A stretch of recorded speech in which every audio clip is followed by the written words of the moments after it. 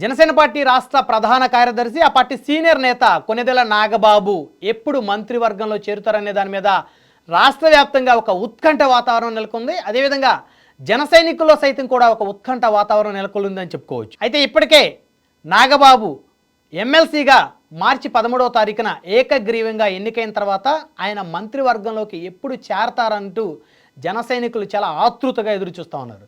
అయితే గతంలో రాజ్యసభ సభ్యుడిగా కొణిదెల నాగబాబు ఎంపిక అవుతారనుకున్న తరుణంలో రాజ్యసభ సభ్యులకు సంబంధించి అటు సానా సతీష్, అదేవిధంగా బీదా మస్తాన్ రావు, అదేవిధంగా ఆర్ కృష్ణలకు కూటమి తరపు నుంచి స్థానం దక్కగా అప్పుడు తెలుగుదేశం పార్టీ అధికారికంగా రిలీజ్ చేసినటువంటి లెటర్లో కొణిదెల నాగబాబుని మంత్రివర్గంలోకి తీసుకుంటామంటే ఆయన ఒక చంద్రబాబు నాయుడు గారు అధ్యక్షతన తెలుగుదేశం పార్టీ అధికారికంగా ఒక లెటర్ అయితే రిలీజ్ చేసింది.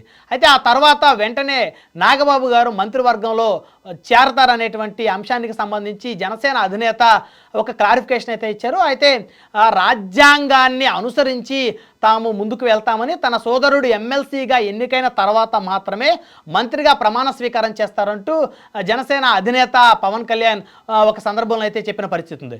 అయితే కొణిదెల నాగబాబు గారు ఎప్పుడు మంత్రి వర్గంలోకి ఆయన చేరతారనే దాని మీద జన సైనికులు అయితే పెద్ద ఎత్తున ఆశతోటి అయితే ఎదురు చూస్తున్నటువంటి తరుణంలో మార్చి 13వ తారీఖున ఎమ్మెల్సీలకు సంబంధించి నాగబాబు గారు ఏకగ్రీవంగా ఎమ్మెల్సీగా ఎన్నికయ్యారు. అయితే ఆ తర్వాత అంటే మార్చి ఎండింగ్ లోపు కానీ ఏప్రిల్ మొదటి వారంలో కానీ ఆయన మంత్రిగా ప్రమాణ స్వీకారం చేస్తారనేటువంటి ఒక చర్చ అయితే రాష్ట్ర రాజకీయ వర్గాల్లో జోరుగా అయితే సాగుతూ ఉంది. అయితే ఇప్పుడు ఒకవేళ నాగబాబు గారు మంత్రిగా ప్రమాణ స్వీకారం చేస్తే ఆయన ఏ మంత్రిత్వ శాఖ తీసుకుంటారనే దాని మీద కూడా అయితే చర్చ మొదలైంది. అయితే ఇప్పటికే ఆంధ్రప్రదేశ్ అసెంబ్లీలో ముఖ్యమంత్రితో కలుపుకొని 25 మంది మంత్రివర్గంలో సభ్యులు ఉన్నటువంటి పరిస్థితి ఉంది. అదేవిధంగా అటు కేంద్ర మంత్రివర్గంలో ప్రధానమంత్రితో కలుపుకొని 80 మంది సభ్యులు మంత్రివర్గంలో ఉన్నటువంటి పరిస్థితి ఉంది. అయితే ఒక మంత్రివర్గంలో సభ్యుల సంఖ్య ఇటు అసెంబ్లీలోకి వస్తే ఎమ్మెల్యేల స్థానాలను బేస్ చేసుకొని 15% మించి ఉండకూడదు అనేటువంటి ఒక ఆనవాయితీని అయితే కొనసాగిస్తూ వస్తున్నారు. అదేవిధంగా అటు కేంద్ర కేబినెట్లో కూడా 543 లోక్సభ స్థానాలు ఉన్నటువంటి తరుణంలో 15%కు మించకుండా మంత్రివర్గంలో సభ్యులు ఉండాలనేటువంటి ఒక విధానాన్ని కొనసాగిస్తూ వస్తున్న తరుణంలో కేంద్ర కేబినెట్లో 80 మంది మంత్రులు ఉన్నటువంటి పరిస్థితి ఉంది ప్రధానమంత్రితోటి కలుపుకుంటే.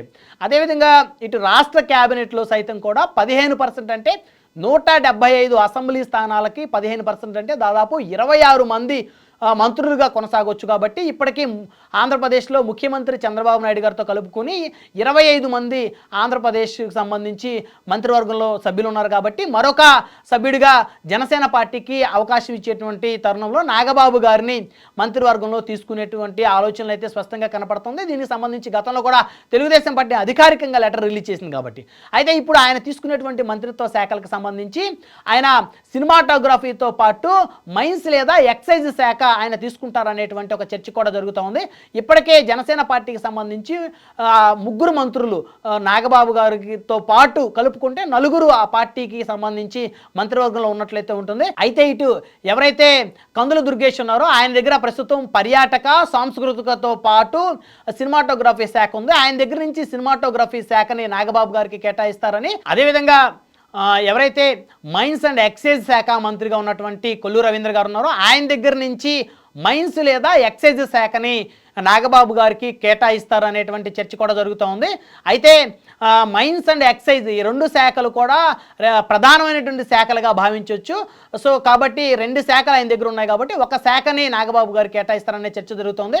అయితే ఇటు నాగబాబు గారి సంబంధించి ఆయన తండ్రి కొణిదెల వెంకట్రావు గారు ఆయన ఎక్సైజ్ శాఖలో ఉన్నతమైనటువంటి అధికారిగా ఉన్నారు. కాబట్టి ఆయన ఎక్సైజ్ శాఖ తీసుకునేటువంటి అవకాశం ఉన్నట్లయితే స్పష్టంగా తెలుస్తోంది. అయితే ఇప్పుడు నాగబాబు గారిని మంత్రివర్గంలో తీసుకునేటువంటి క్రమంలో ఆయన్ని సినిమాటోగ్రఫీతో పాటు ఎక్సైజ్ శాఖ కూడా ఆయనకి కేటాయించేటువంటి అవకాశాలు ఉన్నట్లయితే చాలా స్పష్టంగా కనపడతా ఉంది.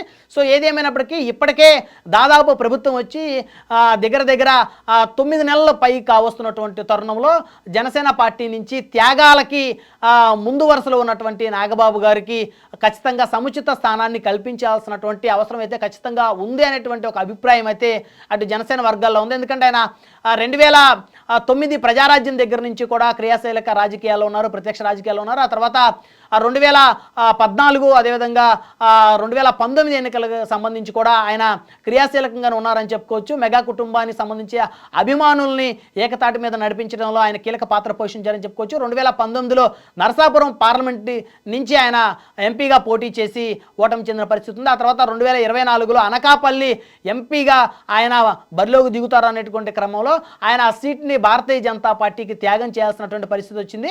సో కాబట్టి నాగబాబు గారికి సముచితమైనటువంటి స్థానాన్ని కల్పించాల్సినటువంటి బాధ్యత ఇటు జనసేన అధినేత మీద ఎంతైతే ఉందో అదేవిధంగా తెలుగుదేశం పార్టీ అధినేత చంద్రబాబు నాయుడు గారి మీద కూడా అంతకు మించిన బాధ్యత ఉందనేటువంటిది అయితే ఖచ్చితంగా చెప్పుకోవచ్చు. సో కాబట్టి నాగబాబు గారిని త్వరలోనే ఆల్రెడీ ఆయన ఎమ్మెల్సీగా ఎంపికయ్యారు కాబట్టి త్వరలోనే ఆయన మంత్రివర్గంలో ఆయనకి స్థానాన్ని కల్పించాల్సినటువంటి బాధ్యత చంద్రబాబు నాయుడు గారి మీద ఉందనేటువంటి ఒక అంశాన్ని జనసైనికులు కూడా గుర్తు చేస్తున్నటువంటి పరిస్థితి ఉంది. అయితే మొత్తానికి మరొక వారం లేదా 2 వారాల్లో దీని మీద అయితే స్పష్టత వచ్చేటువంటి అవకాశాలు అయితే స్పష్టంగా కనపడతా ఉన్నాయి.